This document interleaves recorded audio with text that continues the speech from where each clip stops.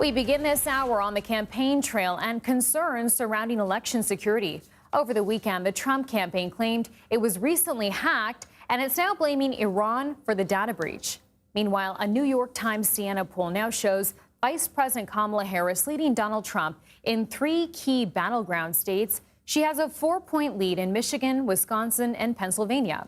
All of those were states that she stopped in last week on her battleground tour with Governor Tim Walz. For more on the campaigns, I want to bring in CBS News senior White House and political correspondent Ed O'Keefe. Hey, Ed, good morning. Thanks for being with us. The Trump campaign, let's start there, claims that it was hacked. So what's confirmed? And Ed, just wondering if this raises any other concerns about election security. Well, it certainly raises concerns about election security because experts have been warning for years that foreign interference is likely in various forms over the course of this presidential election season. The campaign has not provided any other specifics other than to say it believes it was hacked by some Iranian entity and cited a report that was released on Friday by Microsoft warning that Iranian-backed entities or Iranian-based entities had been doing or attempting to do these kinds of things. What basically happened is both Politico and the Washington Post say they received what appeared to be an internal campaign document from an anonymous source who had emailed it. They inquired about it, and it's at that point that the Trump campaign realized it had been hacked, or at least says it believes it had been hacked. There's been no comment otherwise from government entities about this.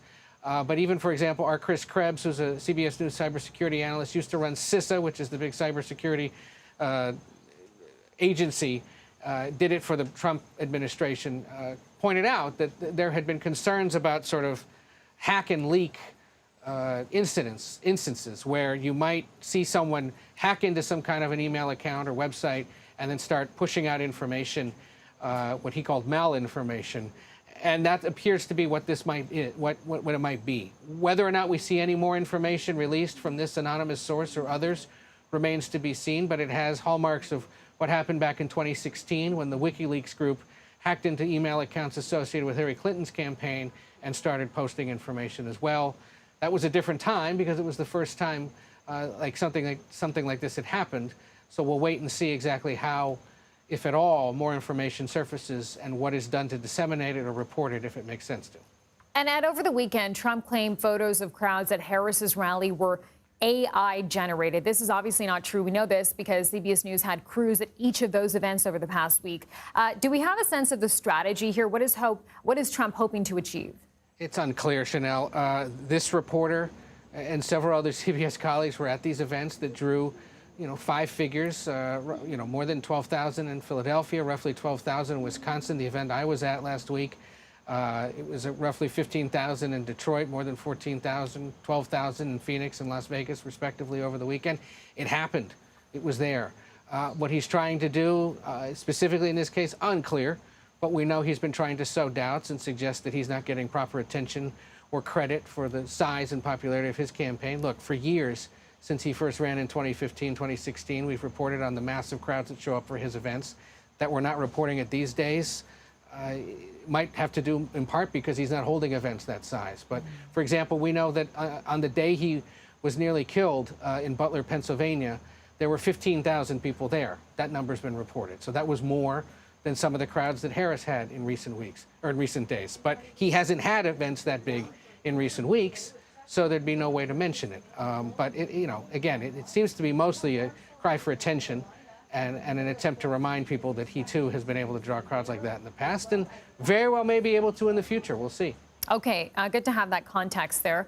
At Harris's rally this weekend, she said her administration would get rid of the tax on tips for service workers. And then we saw Trump claiming that Harris had copied the idea from him. Explain this policy a bit more and why it's sort of stirring up this controversy.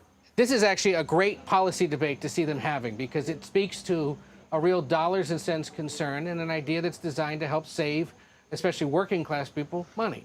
It's a Republican idea that's been out there for several years. The idea that if you are someone who makes a low minimum wage of like $2 and change an hour, but live otherwise on the tips you get from people, which can number far more than that per hour, you shouldn't have to pay taxes on that cash tip, maybe even the credit card tips. It's been floated for years by various Republicans. in early June, when he was campaigning in Las Vegas, in Nevada, a state with the highest number of tipped hourly service workers, he said we should stop taxing people's tips. And a lot of people thought, well, that's crazy. How would you exactly make that happen? Democrats criticized him for it. The Culinary Workers Union, massive popular labor union in that state that can mobilize tens of thousands of voters, also rejected the idea, saying it's not sensical and it would have to be part of other solutions. Well, what did Kamala Harris do Saturday night in Las Vegas but say, I support ending taxes on tips, as well as raising the minimum wage for workers who have those lower minimum wage levels of roughly $2 and change in some states, definitely below the federal average, because your employer is presuming that you're going to make a lot more in terms of tipped wages as well. So what she's arguing is raise the minimum wage, then allow people to get taxes or get their tips and not tax that that tippable income. Either way, it's a popular issue to be discussing in Nevada, which again has so many people in the service industry. We were out there, for example, in late June, discussing this with waiters and bartenders who said, yeah, on paper, that's a great idea. It would save me. One woman told me that at the height of her bartending career, she was making about $100,000 a year in tips on top of a base salary. To not have to pay taxes on that would save her conceivably $30,000 a year, which she said would be a down payment on a house. Might be able to pay a car payment or pay off student loans for her daughter. So, there's real potential savings there.